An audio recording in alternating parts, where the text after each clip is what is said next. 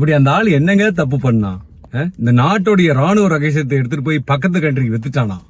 இல்லாட்டி நம்ம எல்லாம் தலை குனிகிற மாதிரி ஏதாவது ஒரு விஷயத்த பண்ணி நம்ம நாட்டோடைய பிரைட எல்லாத்தையும் கெடுத்து குட்டிச்சவராக்குனானா? என்ன பண்ணான் பாஸ்? இது ஒரு கார்பரேட் கேம் பாஸ். இது தெரியாம அவனை போய் சோசியல் மீடியால வச்சு விளையாட வரும்போதெல்லாம் பூ பண்ணிட்டே இருந்தா எப்படி? நான் யாரை பத்தி பேசுறேன்னு உங்களுக்கு தெரிஞ்சிருக்குன்னு நினைக்கிறேன். ஐபிஎல் சீசன் போயிட்டு இருக்கு. இந்த ஐபிஎல் சீசன்ல நிறைய விஷயங்களை பேசினா கூட இந்த குஜராத் டைட்டன்ஸ் உடைய கேப்டன் ஹர்திக் பாண்டியா மும்பை இந்தியன்ஸ் உடைய கேப்டன் ஆனதுல இருந்து அவருக்கு நிறைய நெகட்டிவ் கமெண்ட்ஸ், அவர் மேல பயங்கர ப்ரெஷர் போடுறாங்க. அவர் ஆடியன்ஸ் ஸ்டேடியத்தில் போகும்போது பூ பண்றாங்க, அவர் டாஸ் பண்ணும்போது பூ பண்றாங்க, ஃபீல்டிங் அடிக்கும் போது பூ பண்றாங்க. சோசியல் மீடியால கிரிக்கெட் எக்ஸ்பர்ட்ஸ் எல்லாருமே அவர் வச்சு செய்யறாங்க. பாஸ், ஐபிஎல் டீம் எல்லாம் ஒரு கார்பரேட் கம்பெனி. இதுல எமோஷனலா ஆகவே கூடாது. பிளேயர்ஸ் இன்னைக்கு இந்த டீம்ல இருப்பான், நாளைக்கு இன்னொரு டீம்ல விளையாடுவான். சிஎஸ்கேல எத்தனை பிளேயர்ஸ் இப்படி மாறி இருக்காங்க. சோ ரோஹித் சர்மாவுடைய கேப்டன்சிய ஏதோ ஹர்திக் பாண்டியா முகேஷ் அம்பானி கூட சேர்ந்து பேசி திட்டம் போட்டு அவரை தூக்கிட்டு இவர் அந்த இடத்துக்கு போன மாதிரியே ஃபீல் பண்றாங்க.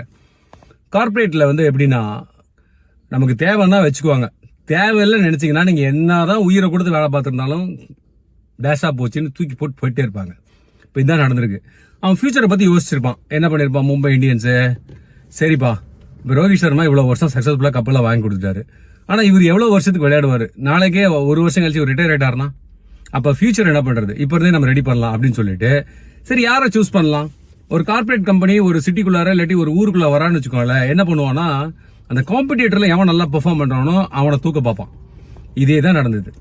இவர் குஜராத் டைட்டன்ஸ் உடைய கேப்டன் ஆன பிறகு ஒரு புது டீமை டைட்டில் வின் பண்ண வச்சு அதுக்கப்புறம் கன்சிக்யூட்டிவா 2வது டைட்டில் வின் பண்ற அளவுக்கு கொண்டு வந்துட்டாரு. ஜஸ்ட் 2 பந்தில் நம்ம ஜட்டு மாத்தி விட்டாரு. இருந்தாலும் ரன்னர் அப் வந்திருக்காங்க. சோ அப்படிப்பட்ட ஹர்திக் பாண்டியா மும்பை இந்தியன்ஸ் ஒரு ஆஃபர் கொடுக்கும்போது அந்த ஆஃபரை எடுத்துக்கிறாரு. அதே மாதிரி மும்பை இந்தியன்ஸ் மூலமா தான் அவர் வந்திருக்காரு. அதே டீம்ல நம்மளுக்கு மறுபடியும் ஒரு கேப்டன் பதவி கிடைக்குதுங்கிறப்போ சரி நம்ம போயிட்டு நல்லா பண்ணலாம் அப்படின்னு வந்தாரு. சிஎஸ்கேல எக்ஸாக்டா அதான் நடந்தது. எல்லாருமே தோனி தான் கேப்டன்சி பண்ண போறாரு நம்ம நினைச்சிட்டு இருந்தோம். கடைசியில பாத்தீங்கன்னா ருத்துராஜ் கெய்க்வாட் தான் கேப்டன் அப்படின்னு சொன்னாங்க. நாம அதை நினைச்சு ஏதாவது ஃபீல் பண்ணமா? ருத்துராஜ பூ பண்ணமா? இல்லையே. That is the maturity of ஆடியன்ஸுங்க. ஆஃப்டர் ஆல் இட்ஸ் கார்பரேட் கேமுங்க, ரைட்டா? இப்படி நம்ம ருத்துராஜை நம்ம அக்செப்ட் பண்ணிட்டோமோ அந்த மாதிரி ஹர்திக் பாண்டியாவையும் அவங்க அக்செப்ட் பண்ணிட்டு வே ஃபார்வர்ட் என்ன ஷோ த லவ்ங்க. ஹேட்டை ஸ்ப்ரெட் பண்ணாதீங்க. அந்த மனுஷன் ஒரு 50,000 60,000 பேர் ஸ்டேடியத்தில் உட்காந்து எல்லாரும் பூ பண்ணலாம், அவருக்கு எப்படி இருக்கும் இல்லைங்க? அவன் மனநிலை யோசிச்சு பாருங்களேன். பெர்ஃபார்ம் பண்ற கூட பெர்ஃபார்ம் பண்ண முடியாதுங்க.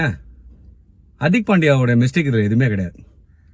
மும்பை இந்தியன்ஸ் மேனேஜ்மெண்ட் இதை சுமூகமா முடிச்சு வைக்கலாம், அவங்க மனசு வச்சாங்கன்னா. Hardik, all the best. நல்லா விளையாட ட்ரை பண்ணுங்க. உடனே முட்டு கொடுக்க மாட்டான், சொம்பு தூக்குறான் அப்படிலாம் நினைக்கிறீங்க.